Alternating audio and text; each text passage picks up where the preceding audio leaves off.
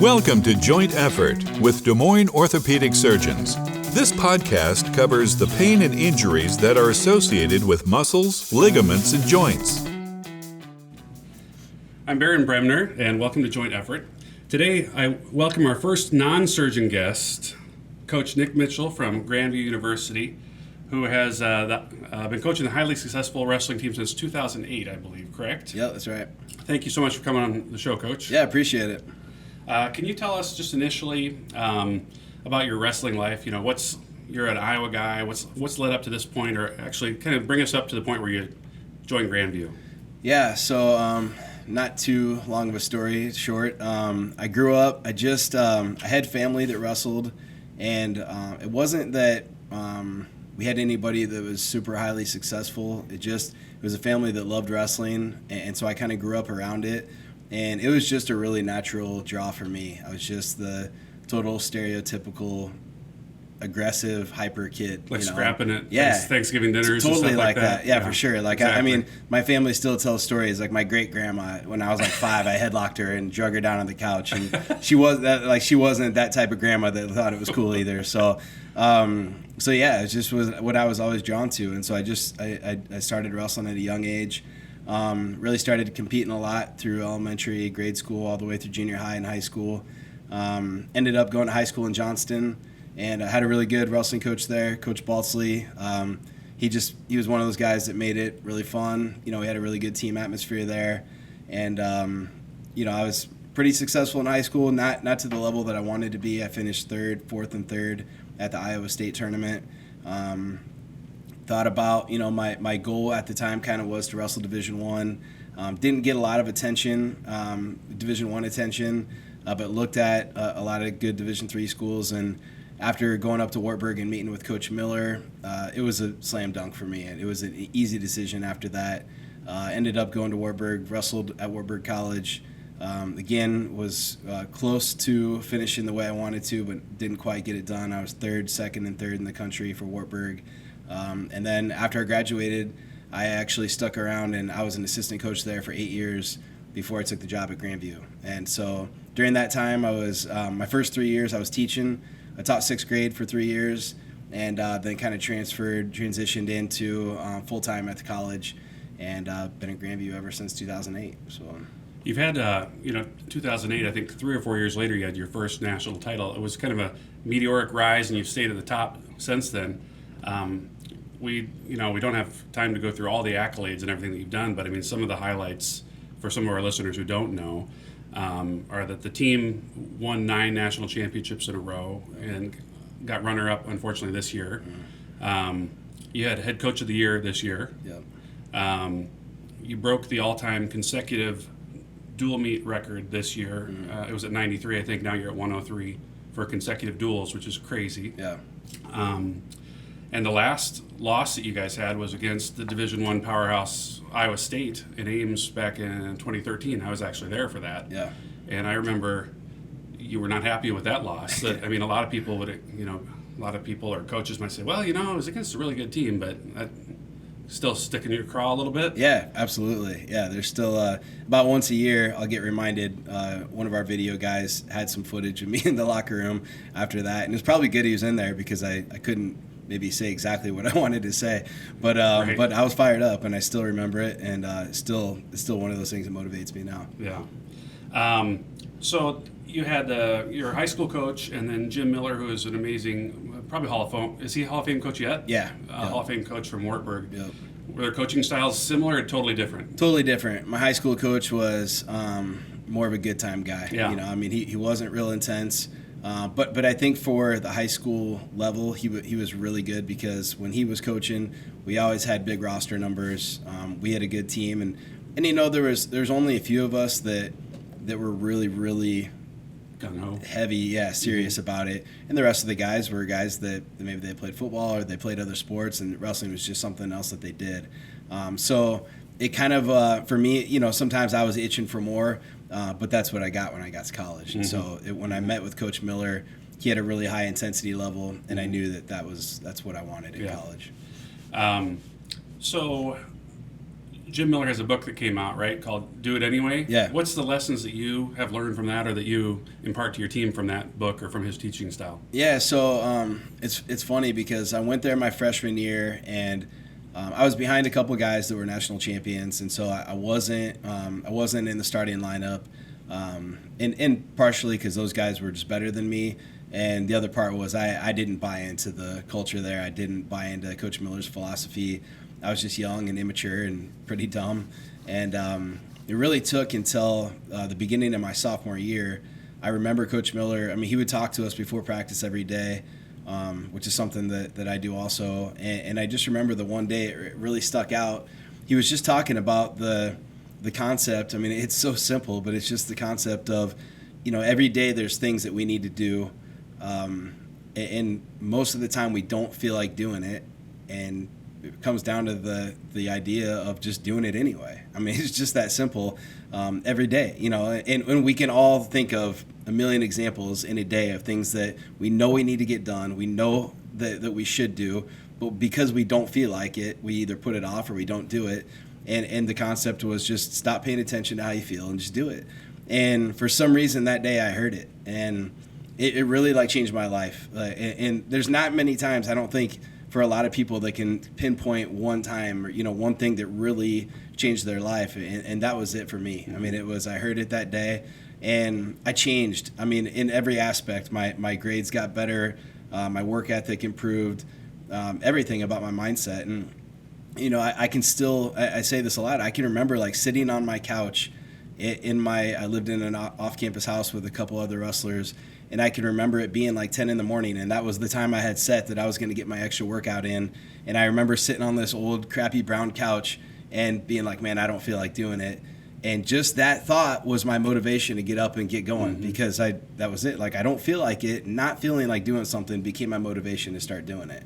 And so he's preached that his whole coaching career, and I wrote a book about it. And it's so simple. I mean, it is simple. It almost seems like, if you say it just do it anyway, it seems flippant, but it's not when you look into it more. It's this stuff has to get done whether you want it or not. Right. So just do it and don't worry about it. It's don't put off till tomorrow what you can do today, that sort of thing. For sure. And the other part is when you're surrounded, when you build a culture, you build a team culture, you build a culture of people around you, you catch yourself saying that, or you catch other people on both ends. There's been 1,000 times where one of my athletes has been like, man, I don't feel like doing this homework assignment, and the answer is always do it anyway. Yeah. And then pretty soon you're telling yourself that, and so you're hearing it from the people around you, you're hearing it in your own head, and it can be life-changing. Well, I have to say, so I heard that when you were interviewed on Flow Wrestling, okay, and today I played about 90 minutes of really hard tennis. Yeah.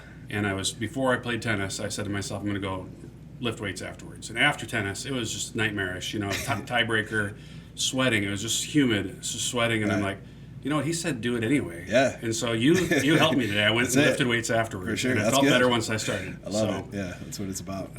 Tell me what the goal of, what does Grand View Wrestling mean? What's the goal of Grand View Wrestling each year? What are you guys striving for?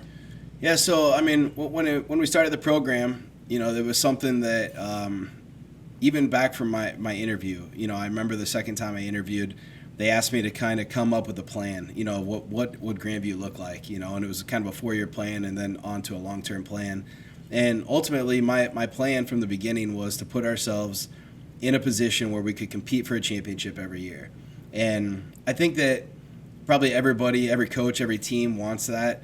But to me, that all goes back into developing a culture. And so really the biggest thing that we started talking about early in the program was the idea of living a championship lifestyle. And it just meant that, in college sports, and maybe even more in college wrestling, there's a ton of athletes that come to college that really their main goal is to win within their sport, and the rest is kind of just fluff. And so that we had a ton of guys, like relationships and education. All of it, relationships, education, social life, personal life, family life, faith life. And so we saw that too. We were a new program, and so we had a lot of guys that came that wrestling was important to them. But those guys thought at the time that they could work hard within their sport, and that they would, if they worked hard in their sport, that was going to get them to where they wanted to be, even if these other areas, if they were kind of practicing letting themselves off the hook, and so they were okay with maybe average grades, or okay with a mediocre lifestyle, okay with a mediocre personal life or family life. And, for us, we started really preaching, hey, the more you focus on dominating in these areas, and the more you practice on just not letting yourself off the hook in these areas, the more that's going to carry over into your wrestling, because what you practice doing the majority of your day is who you are. And you can't assume that you're going to be great in this one area because you work hard in this one area, but these other 4 or 5 areas you practice being mediocre, you're mediocre. I mean, that's just who you are. And so the guys slowly started to buy into it, and we saw the results in the wrestling. But ultimately what they found out was this is really the main lesson that stuck with them the rest of their lives. And now that we've had wrestling for 13 years at Grand View, it's cool to see guys that they're out, they have careers, they're married, they have kids, and seeing them try to be the best in those areas. Something that we preached for a long time, that you hope that ultimately it's going to lead to you winning a championship, and it will give them the best shot at that. But it's a lot bigger than that, because winning a championship is not the most important thing in life. Mm-hmm. It's about who you are the rest of your life. Mm-hmm. And so that's really what it's been, and that's been the culture, and we preach it to every kid who visits campus, because we want that to be the number one reason guys decide to come to Grand View. The championships are awesome, and obviously we want to continue to win, but we want all of it. Mm-hmm. We want to be good in every aspect. How many assistant coaches do you have, and how do they help with the culture? So I've got Paul Reedy. He's been with me full-time since the third year of the program. He's our associate head coach. Grant Henderson, he now is with will be going on his third year with us. He's another full-time coach. And then we have a grad assistant position, which right now is Eric Clark. And then really we have probably a total of about 10 guys that are part-time, like assistant coaches between the full-time and part-time guys. So like Grant Turner, I mean, he's been with me since we started the program. He was actually the first part-time assistant coach that we hired right away the first year, and he's been with me ever since. And so I think that's, there's a lot of loyalty there. These are guys that some of them, like Grant Henderson, he wrestled for me at Grand View, and so he clearly believes in the program. He came up within the program, and so it's easy for him to preach the lifestyle and preach the culture. And then Reedy, he wrestled at Wartburg, and so I was actually on the coaching staff when he competed, and then we coached together for a couple of years at Wartburg. We actually lived together in Waverly for a while, and so when we got that full-time position, I knew that he was the guy. That's awesome. That was the guy that I could trust. I always see pictures of you two in the corner. Yeah, for sure. He's the man. Well, do you have are there different coaching styles that you guys have? Like, are you sometimes the bad cop or the dad, and those guys are the fun uncles, or the good cops, or how does that work? What's the dynamic for that? Yeah, it's funny you say that, because I think it is important for us, to just like keep that part in mind, and we laugh about that sometimes. You can't be bad cop. Usually I'm typically gonna be bad cop. I mean, that's just what it is. But Reedy he's the guy that's smiling, he's lifting me up. Coach Turner, he's like that. Grant he's really upbeat. Henderson's pretty intense too, but he has a good balance of it too. And that's one nice thing about Grant. I mean, he graduated, I think it was probably 3-4 years ago now.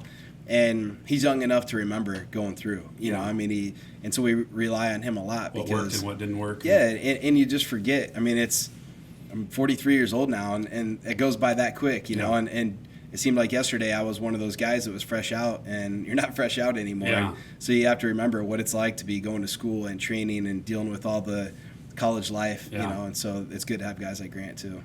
How long does it take you to, and this might be like you can't ever find it in some people, but some people are motivated different ways. The student athletes come in, and some need a stern hand, some need like encouragement. How quickly can you figure that out, and how hard is that to do, and do you ever get a handle on it? Yeah, I think it's that's part of what I love about coaching is it's like a puzzle. You're always trying to figure out what makes guys tick, and I feel like that's something that maybe I hope that the athletes would say that I've been good at is just realizing that right away, and I think the first part of that is really just developing trust with your athletes, and so there's a lot of communication that goes into that. Really, number one, making sure they understand that I want what's best for them. This isn't about me. It's not even just about Grand View Wrestling. It's about them individually. How can I help them? How can they know that we want, what they want out of their career? And then once they trust you and they know that you want what's best, it's a lot easier to ask them to work hard for you. And so it is, but like you said, there's a huge mix there, because there's some guys that you can't yell at. You can't ever get on them. It's always going to be a pat on the back and and hey man, you're going to be okay. And there's some guys that they like that. They like a little bit of fire, and so it is really important to know what you're dealing with there, because that can have a huge impact. Where do you guys get your recruits from? Is it mostly is it 50% Iowa and 50% everywhere across the whole country, or? Yeah, I would say overall we're probably more like 75% Iowa. Mm-hmm. We obviously, Iowa has really good wrestling, and so we're fortunate that we can recruit really good high school kids in the state of Iowa. Most of our recruits that come from out of state, typically they would come from probably one of the junior colleges. Mm-hmm. We don't recruit out of state a ton unless we have a connection.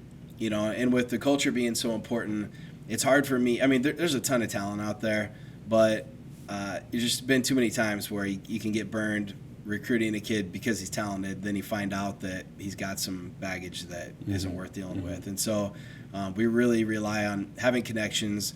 If we recruit a kid from out of state, typically we know somebody already that can tell us, that can vouch for him, like, hey, this is a good kid. So, we're fortunate. And even within Iowa, the high schools are really good, but we've got really good junior college programs too. And so you look at schools like Iowa Central and Iowa Western and now Indian Hills. I mean, those guys, they do really well recruiting out of state. We have good relationships with those guys, so they can tell us, like, hey, this is a good kid or not. Yeah. After 103 dual wins, I mean, let's say you beat the same team for 10 years in a row or something. How do you motivate? I mean, what is the conversation like? Like, when you lose, a lot of times you're like, we lost these guys last year. We're not going to let this happen again. Right. What's it like every day? I mean, not letting it just fall into routine. Like, yes, we won again. Good job, guys. Right. We're going to keep winning. How do you keep that fresh and aggressive and I think on point?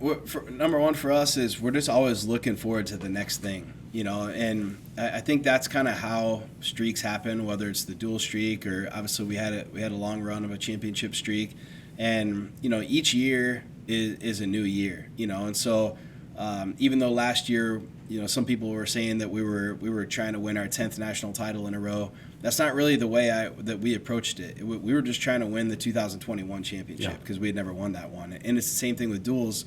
You want to go, and it's the next one, and that one is always the most important. And so it's something that we talk about a lot, that whatever is next is the most important thing. And even in practice, there'll be just random days where I'll remind the guys, like, hey, man, this is the most important practice of the year. And usually early in the year, I'll be like, did you guys know this is the most important practice of the year? And some of the young guys are like, what's going on? And I'm like, because it's today. It's the only day we can do anything about. Today is the most important day. And all of a sudden it's like a light switch, and it's for those guys. Then sometimes, practice is at 4:00 in the afternoon. That's not a time when people are typically really high energy, so you got to come in and you have to find a way to be high energy, and that starts with me and then the guys on the team, and just remembering how important it is every day. And it's the same thing for a dual meet. You go in and, man, there's sometimes we'll go to an away duel. It's in a small town. It's in a crappy gym. It's in a, 8 people show up, and I'm like, man, this can be a trap. This could be, you could walk in out here and be flat and not wrestle well. Or sometimes we go, and because we're good, you're going to have the most hostile environment of the year, and usually that's easier to get up for. Sure. But it's that flat, dead environment that sometimes, and the team's not supposed to be very good. We remind those guys, hey, this is the most important event of the year. And so once you buy into that mindset, it's pretty easy to be excited about it. That's cool.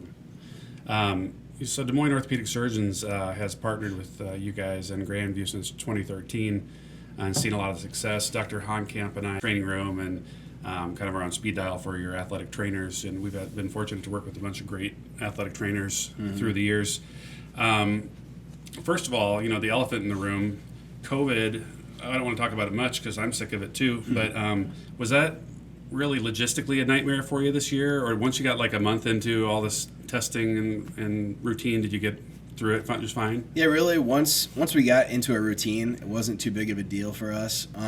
What probably the biggest hurdle was our schedule. We usually wrestle a really tough schedule, meaning that we don't wrestle only teams in our division. And with the way things were this year, we were pretty much only able to wrestle teams in our division. So our schedule was not very tough this year, and I think that hurt a little bit, just not getting pushed like we normally would. Yeah. But it will be good not to have to do all that stuff for everybody, but for you guys especially, all the masks and everything. Right. Daily tests probably or something, or weekly? Or? Yeah, kind of weekly. It kind of depended on the guy, on symptoms, and Gotcha. they had a thing they had to check into every morning. And, of course, just getting college guys to do something new consistently is always a banging your head against the wall. So, yeah. How do you, tell me about your team, not the team, but the team of professionals that you work with. Mm-hmm. How do you keep your athletes healthy through the year? What are important things for you? Yeah, so, we actually have a new training staff this past year, and they've been awesome. I mean, Josh is our trainer. He's just been really good as far as being proactive, and probably something, a little bit of a new term for me, it's just prehab, and everybody is pretty aware of it except for me probably, but it's just and it's something maybe I knew what it was, but I just didn't know the term. Right. It's just the idea of, staying ahead of things to stay healthy, and so part of that was kind of looking at history of what are common injuries for us, and then working with our strength coach and make sure that we're strengthening those areas, working with our trainer and seeing what kind of ideas he has as far as flexibility, things that we can do to prevent those type of injuries.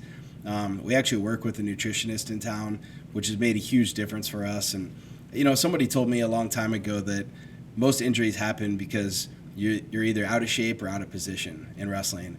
And it's so true. When you think about a wrestling injury, a lot of times it happens because of fatigue, or a guy's, he's tired, he can't protect himself, or he's not as strong, or he's out of position. Mm-hmm. There's very, very rarely do you get hurt when something good is happening. So yeah, I saw a few guys this year who I think they were putting in the legs and probably just to stall a little bit of time in the practice room, and somebody cranks on the foot, right, and opens up the lateral knee. If they were moving constantly, that probably wouldn't happen. There's so many things like that, and that's just such a reminder in the sport. Anytime you're doing something to kill time or basically to be lazy, something bad's going to happen. And so that's just that's one of those things we really talk about a lot, is being strong, being healthy, taking care of your nutrition so that you can feel good and protect yourself. So cutting weight now is pretty scientific compared to when we were in high school. Yeah. So we don't need to talk about that, but what does nutrition look like for you guys? What kind of stuff do they help you out with? Yeah, so like I said, we started working with a nutritionist in town. Eakin Nutrition has been awesome for us. And really, he's got our guys focusing on their macros, And it was something that, again, I wrestled my whole life. I coached forever. And you think you know what you're doing, and then, like anything, you work with somebody who that's their specialty area, and you realize you have no idea what you're doing. And so it's just getting our guys to focus on the right kind of nutrition. And, of course, we really focus on hydration, and we've got our guys drinking a gallon to a gallon and a half of water a day. So at the end of the week, if they have to cut back on a little bit of water, like you said, it's not like it used to be. It's for a short amount of time. It's not very much. They're eating a lot. We really want them to fuel their weight loss, and so it's about getting their bodies to work for them, raise that metabolism, feel good, and increase that gas tank as much as possible. What does rest look like during the season? Rest is important for muscle recovery and everything. What do you guys do you have rest days or days where you just roll around or talk or meditate or yoga? Or? Yep. So, that's probably one area, too, where I feel like I've probably improved a lot over the years. When I first started at Grand View, there weren't many rest days. There wasn't a lot of rest going on. And so it's just been, we kind of cycle our weeks, depending on what the schedule looks like, where Monday will be a day where we come in and we kind of work on some things we saw over the weekend. It's real light. There's no live wrestling. We're just kind of spending time on technique. You kind of ramp it up Tuesday, Wednesday, Thursday, and then taper down again on Fridays. And a lot of that depends on the schedule. But again, we're looking at that as well. We kind of work in 6-week chunks where we can kind of train hard, let off a little bit, maybe take a few days, and then train hard and let off and take a few days. And then the other part, like you said, with a lot of mental training, where we try to make sure that towards the end of the year, as we get close to the postseason, We don't want to be doing a lot of live wrestling, but you still want high intense, you still want to make sure that you're getting in and it's high energy, but we'll put ourselves in a lot of like match situations where maybe I'm going 100% and you're going 60%. You're going to let me get it, but it's okay. There's 28 seconds left and I'm down by 2 and I need 2 takedowns, and so you put yourself in that mental situation where it's going to happen. And then, you're still going hard, but the chances of us getting hurt are pretty slim. How much, you guys have a great weight training program there, and how much are they in the weight room during the season and off season and stuff like that? How important is that to do things like deadlifts and squats and all that stuff? For sure. Yeah. So, like I said, we've got a really good strength coach. So he does a good job developing programs, and typically during the season, they're going twice a week. We used to go earlier in the morning, and one thing when you talk about recovery is sleep is so important. And I would say that it's probably one of the areas that for college athletes that they struggle with the most. And so I kind of got away from, unless there's guys that I know are good at getting to bed early, if they want to lift at that 5 or 6 a.m. time, we try to get away from that and push it back to an 8 a.m. or a 10 a.m. type kind of work around their classes. Just because it's such a key element that gets overlooked, and especially at the college level, where these guys they'll stay up till 1 a.m. playing video games and then get up at 6, and it's like, well, that doesn't bode very well for recovery. Didn't Chris Doyle at Iowa have them wear a sleep monitor or something? Every night? There's a lot of teams that are going to stuff like that now. I guess with these watches you can do it pretty easily. Yeah, and you can see what your heart rate's doing at night and see what your recovery looks like. So we have a couple of guys in our team that have kind of done some of that on their own. Oh, that'd be cool. Yeah. So yeah, that part's been big. And then I think that's the other thing is the kind of lifting during the season is it's explosive. They're getting enough beat down on their body with wrestling, and so it doesn't need to be a lot of that. It's more just good explosive athletic type of lifts. Yeah. What's your kind of recollection or gestalt about what are the worst what injuries are most common where you're losing mat time each year, things that you wish you wouldn't have to deal with as much? Yeah, it seems like it's always shoulders and knees. Those are the two, and some of that it's just the sport, and some of it I think is actually changed probably even with the sport where there's so much more scrambling now than there used to be. And I think that lends to some knee injuries. You see, and it puts a lot of your stress. mule kicking to get out of you're rolling around. So you got and it puts a little more stress on the referees too, where we expect them to know these situations and know when to stop it and make sure that guys are safe. And in the room too, we're always watching, making sure, and we try to remind the guys hey, we want you to fight for everything, but there's a point where let's just tap restart, and make sure you're being smart about it. How about things like skin disorders, impetigo, things like that, or viruses? One good thing is I feel like some of it there's maybe a little bit more knowledge among the team, and maybe it's just our guys, and for me personally, I feel like I'm like a dermatologist now. I swear if they go to just a regular family doctor, a lot of the times these doctors haven't seen it, and I'm like, nope, that's not, go see this guy. It's not this, it's this, so there's just that part of it, and just being aware of it, trying to stay ahead of it. And the NWCA does a lot better job now. That's the National Wrestling Coaches Association. They do a lot better job of educating on how to keep things sanitary. Just little things like the right way to wash the mats, how to do the laundry. When we dry our guys' clothes, it gets to 200 degrees or something. It kills all the bacteria, and so just things like that maybe we weren't taught. And just making sure how important it is just at our facility that we have this big industrial washer and dryer there, that these guys aren't taking their clothes home and expected to. Can you imagine college guys right? Good luck with that. So you've had you got one of the best facilities in the country for wrestling. We do, and so that probably helps too, having big open areas where you can get it cleaned up and not a dark, dank dungeon for sure back in the old days. Yeah, we're lucky. People that are familiar with the Des Moines area, it's the old AMF bowling alley, and it used to be the largest bowling alley in Iowa, and now it's the biggest wrestling room in Iowa. So it's crazy. Our area, we have 4 full mats. We've got a training room, we've got a team locker room, a coach's locker room, a lounge, a conference room, and all that's only a third of the building. So I mean that place was Wow. monstrous. And that's got to be a huge recruiting It is. bonus to show everybody that. For sure, yeah, we're really fortunate to be. Because in some states, wrestling was more of an afterthought, whereas it's front and center right here. Yeah, and it goes to show that we're a small school, but we can do things on a big stage Yeah. still. What what do you think the state of wrestling is in the country, women's wrestling, men's wrestling over the last 15 years or so? How are things looking? It's been interesting because there's been a slow decline in Division I programs, but at the same time, the non-Division ones have really increased, and the women's programs are really increasing. And really, like anything, it comes down to money. It's the Division I level. It gets blamed on Title IX a lot, but realistically, it's not a money-making sport, and so it's an easy one to cut. And there isn't a women's sport in. And no Division I schools have a Division I have a women's wrestling program, so there's not a Division I team to offset the men's team. So that part of it's been tough. But at the same time, when I started at Grand View, I think there was only 38 or 39 NAIA wrestling programs, and now we're over 70. And so we're the second biggest now. And so we continue to grow. Division II is growing. Division III is continuing to grow. So I don't know, there's been an interesting shift. And then when you look on the women's side, there's been huge growth on the women's side. And it's really, in a short amount of time, being in the last 10 years, it's really become way more mainstream. People are excited about it. It went from kind of being this thing that maybe some people weren't too sure about to everyone, at least in the wrestling community, is really fired up about.